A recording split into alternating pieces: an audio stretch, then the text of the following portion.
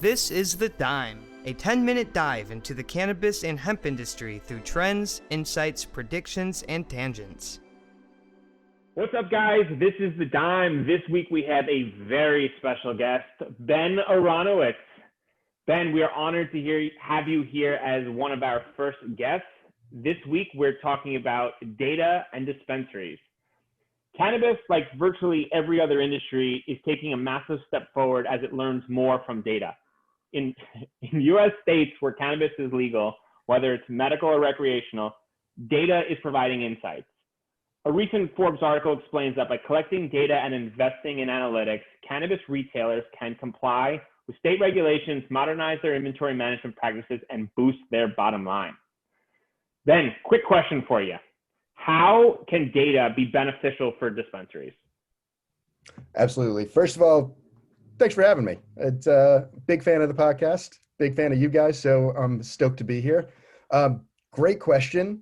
And I think what we've seen this year as far as the COVID-19 pandemic leading dispensaries to bring more of their business online, to focus more on e-commerce as opposed to in-store sales, has actually sort of opened up this new sort of window of opportunity for these dispensaries to have more insight into how their consumers are interacting with their inventory.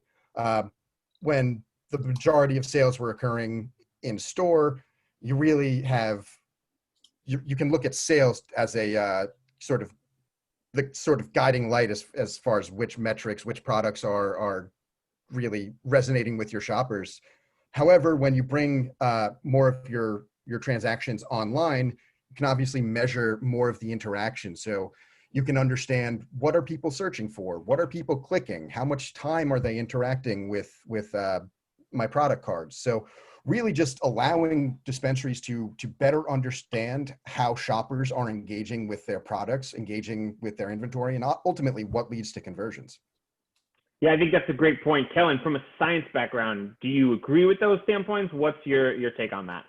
Yeah, I mean, I completely agree. I mean, the huge push in machine learning and all these other applications for data is it's changing the whole world, right? Like Amazon, I heard they're pretty valuable recently. I might have heard that, right? And I think the core of Amazon is all based on mathematics, statistics, probability. It just comes from Jeff Bezos's background at B.E. Shaw and kind of that whole quant trading application to the consumer market, right? So I completely agree with everything Ben said. I mean, there's just so much value and information that gets lost if you're not, if you don't have eyes on that kind of information. There's definitely value, right? Like, I think everyone's on the same page that there's value in the data, but what kind of data should they be collecting? Do you think that they should bring in outside firms or bring someone internally? Like, how should dispensaries approach something like this, Ben? So ultimately, while there are these other metrics you can look for, all of these data points you're going to be analyzing as a dispensary should be focused on increasing your conversion rate. So when someone lands on your menu, how likely are they to convert? And there's a number of different factors that go into driving up conversion rate, but it involves being scientific about it, running some tests, understanding, okay, which brands are resonating with my shoppers? What sort of messaging on my menu is leading to more engagement? What are people searching for? Do I have a lot of people searching for CBN edibles? If so, I want those insights to inform my buying strategy, right? So it's about understanding what your shoppers are looking for and using that to optimize your menu to drive up conversion rates by also informing your buying strategy to make sure you have the products available that your folks are looking for. I think that's a great point. And I'm just going to ask for the brands that I know that follow us, because I can already feel the messaging coming. They're going to say, Ben, I want to know how I can improve my brand to resonate with these shoppers. Do you have any suggestions? Does any ideas come to mind? What can we do in order to improve our opportunity to be in front of these users?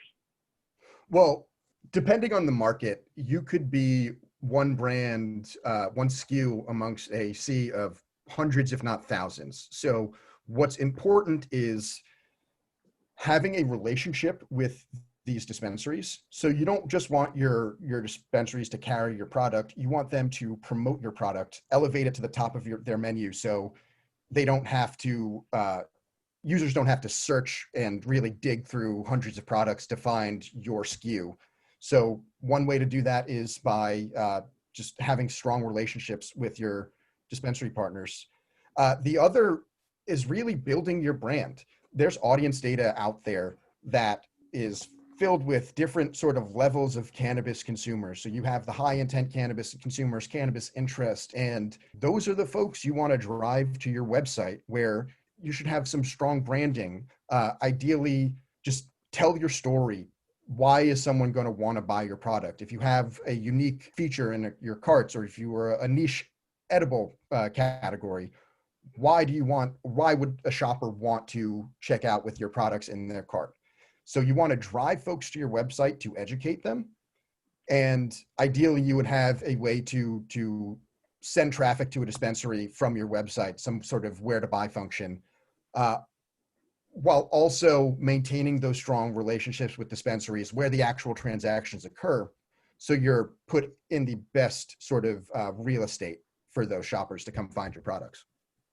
I think it's a great point. Kellan?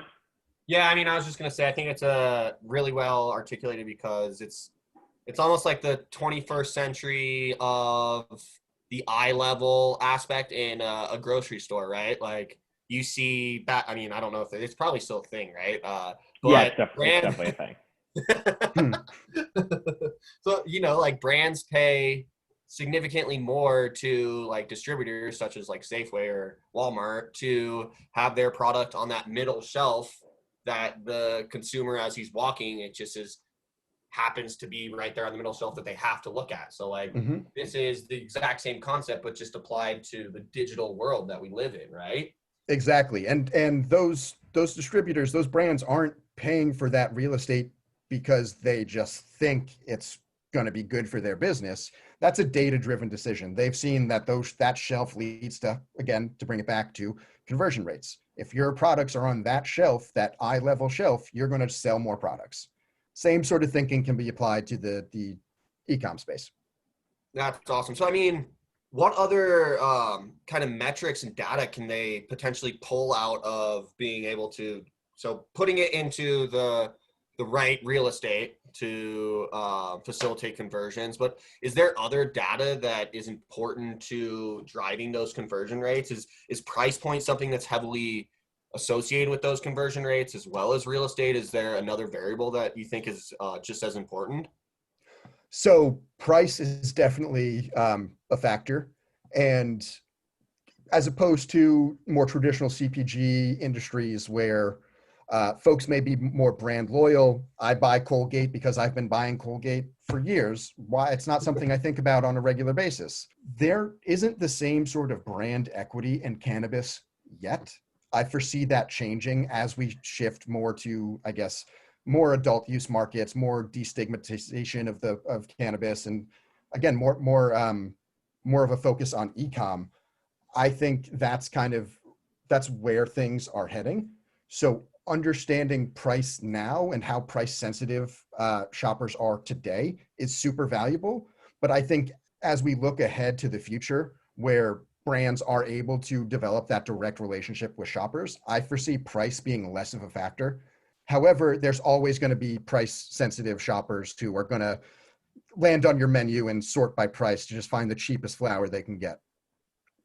Do you see a huge push in kind of like, what was the book I was reading a while ago, but it talked about how Target knows more about their consumers than the consumers know about themselves, I guess is the best way to put it. I think they can tell if a female is pregnant before they know, I think was the headline that I read. And that all has to do with kind of the membership program. So in terms of aggregating consumer data on individuals, do you think that there's going to be a big push for dispensaries to develop those kind of membership programs to then customize the information that they're providing to individual consumers?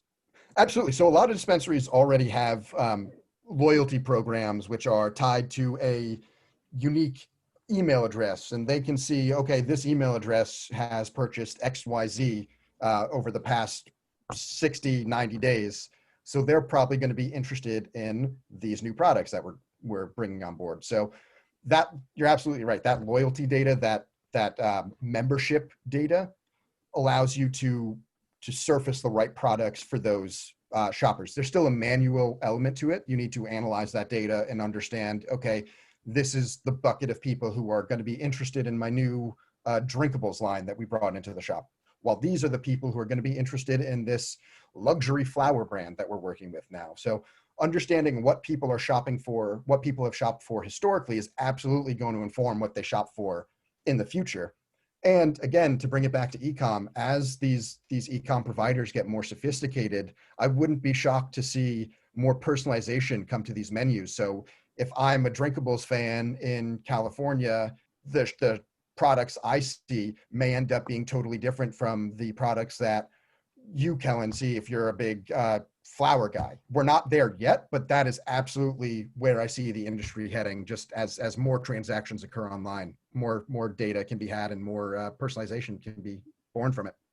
Yeah, that's such an exciting point, Ben. And I don't think that's one that I think people who go into a dispensary now kind of just take for granted because they're so used to having a personalized experience from more of a mature industry where, you know, just like you said, if I'm someone who really wants a specific type of edible, let's say like a 2-to-1, and I go into a dispensary and they don't have it, how valuable would it be for a brand I've never heard of to position a similar product in front of me at that time when I'm going to purchase something? I'm there to purchase an item. I'm ready to make my decision and pull the trigger, but there's not the one I want. So instead of not having an item to purchase, they make a recommendation and say, hey, Bryan, like, based on your experience, we know you probably want these few items, like here, take a peek. And that is in my mind, helpful. In other minds, probably pretty uncomfortable and intrusive, as people recognize that understanding data and providing personalized data sets for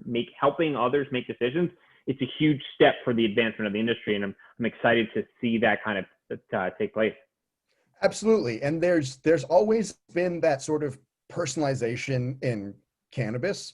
However, that was the bud tender. The bud tenders would greet a shopper. The shopper would look overwhelmed looking at the menu of 1,200 SKUs. And the bud tender would ask questions like, hey, what are you looking for? What's your tolerance level? What have you enjoyed in the past? What have you not liked? And they, in that moment, would be putting all of this information, all these different data points into their sort of personalized recommendation algorithm and spit out a couple recommendations to the shopper.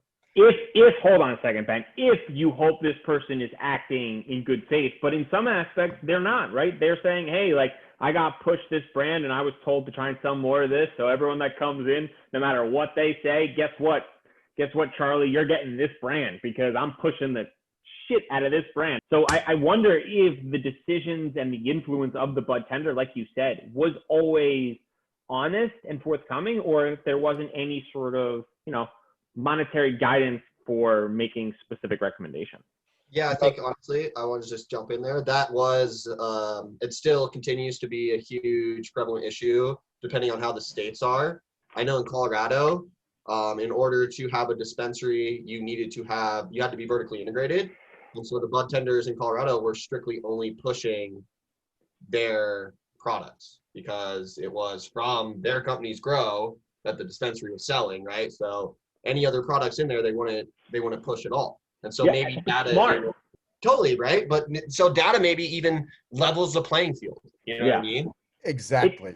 The dispensary experience is one that I think will have a big opportunity for improvement from just a customer experience because, you know, while it's really helpful to go into stores and make purchasing decisions, I'm going to go out on a limb, which is probably not really a limb, and say that most people don't really like going places anymore to buy products. It's like, I'm going to go online, I want to buy a product, and I want you to send it to my house because that's what Amazon has made normal for me, and I probably want it the next day. So I wonder, Ben, based on what you've said, is exactly the statement of the data is going to replace the bud tenders, and that's probably inevitable. And the sooner dispensaries and others start operating with that understanding, probably the faster and the better they move into the next phase of the environment.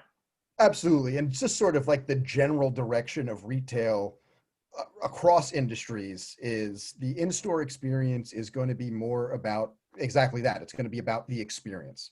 Someone who just needs to purchase their toothpaste, purchase their edibles, they don't need to deal with the fluff of going in store and looking at all these displays and talking to a bud tender.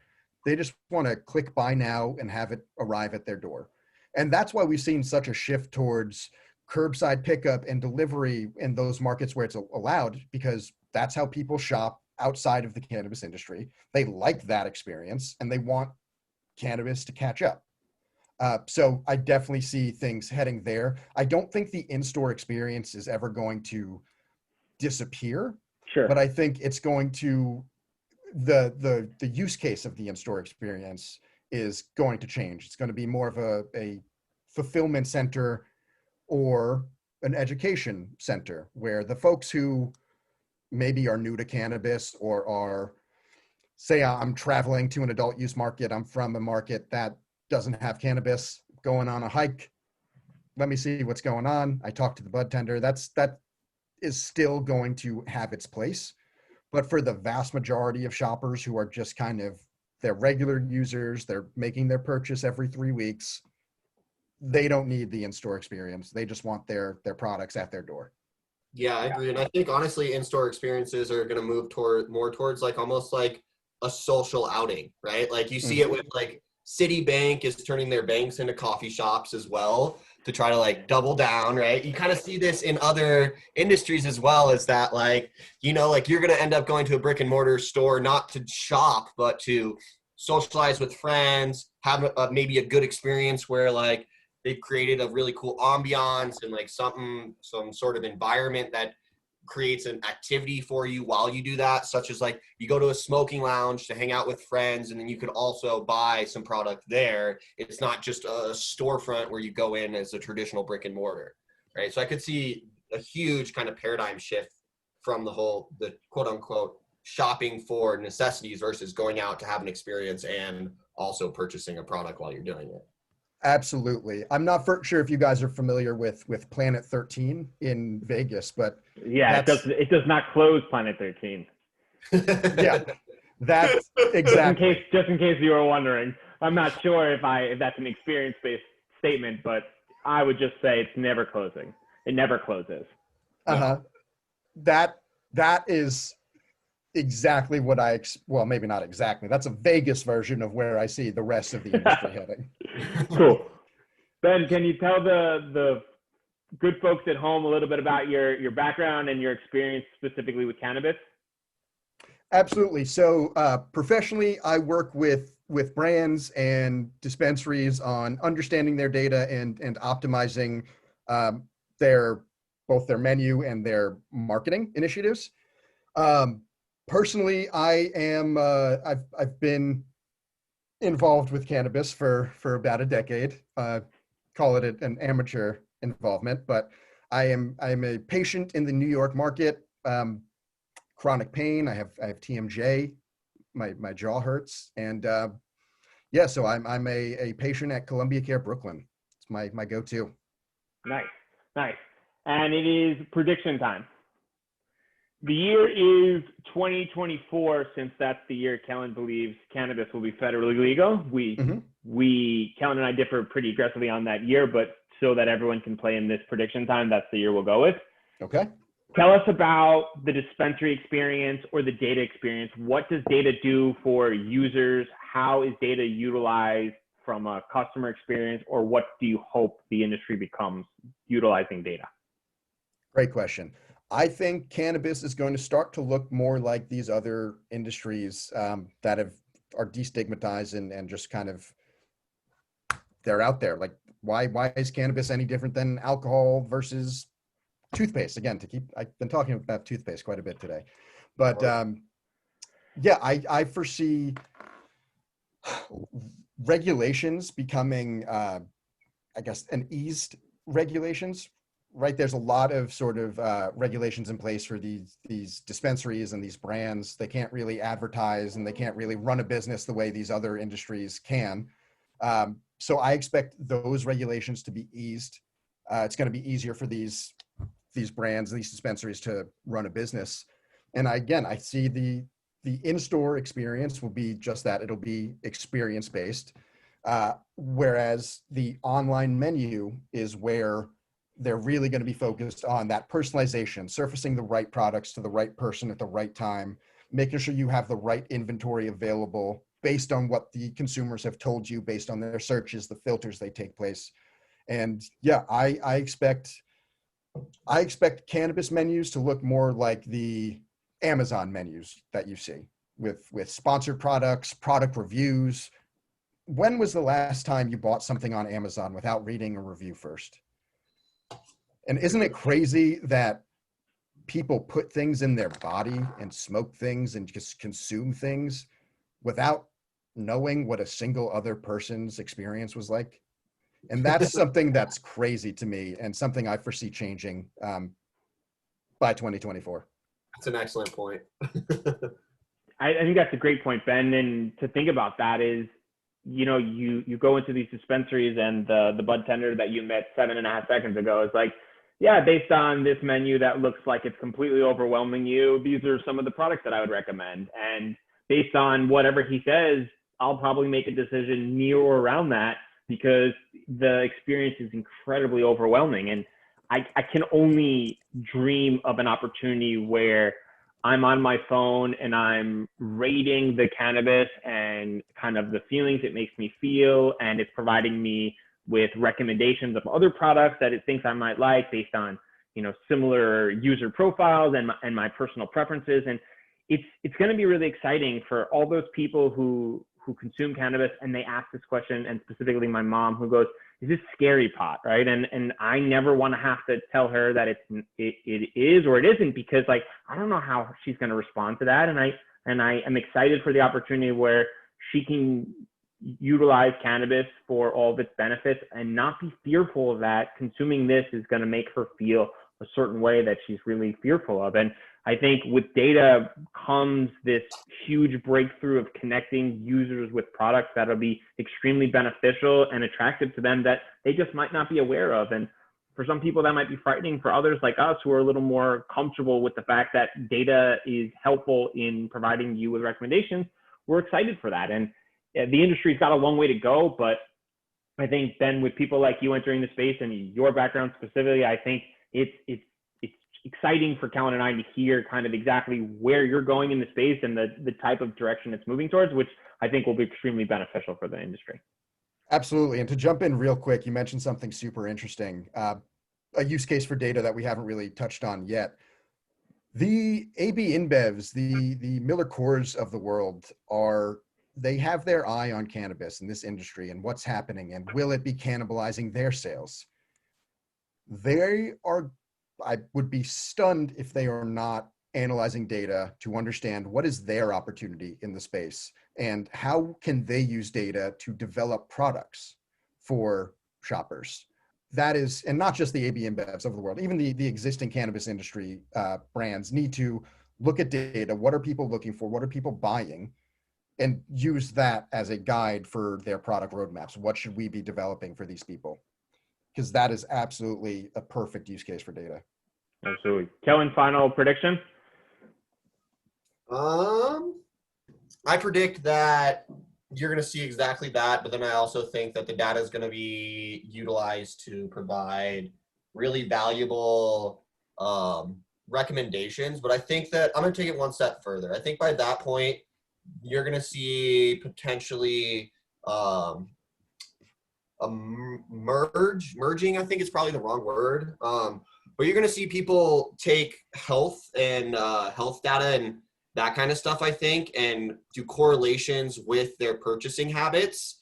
And then you're also going to see, I think, tying like the chemical profile of some of these sativas or the indicas or the hybrids from a product standpoint in terms of the terpenes or other active chemicals there. I think you're going to see some companies start to try to pull correlations of consumers' purchasing history with the type of chemicals that are in those products, and then tie that to kind of their health habits, if you will. you can see that with Apple and the new Apple Watch and all the health data that they're aggregating associated with that. And so I could see that kind of being the next big step within the space, just because the entourage effect is a real deal. You have the significant difference between a sativa and a hybrid and indica in terms of the consumer experience, and that's all directly tied to the chemicals. And so that's my prediction. I see the correlation between health data and the chemical profile of these products being closely mirrored.